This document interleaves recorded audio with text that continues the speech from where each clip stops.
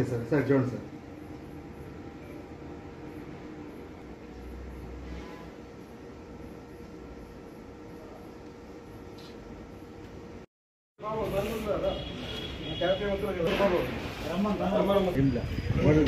Mask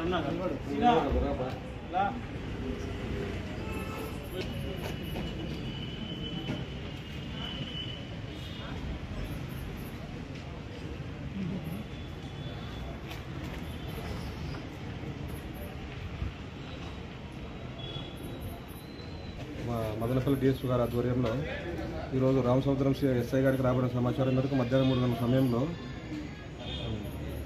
Ramasamudram మండలం కుదురుచీమలపల్లి పంచాయతీ జోగంలపల్లి గ్రామ సమీపాన వెంకటప్ప పొలాలు ఉన్నాయి.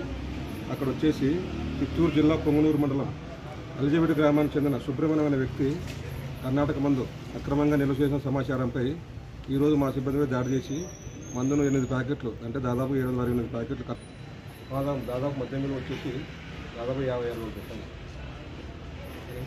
రూపాయలు దానికి మామూలుగా అమ్మడానికి చుట్టుపక్కల ప్రజలకు అమ్మడానికి అతను తెచ్చుకున్నాడు. కర్ణాటక తెచ్చుకుంది. ఎన్నికలకు సంబంధించి ఎక్కడ తెచ్చారు సార్?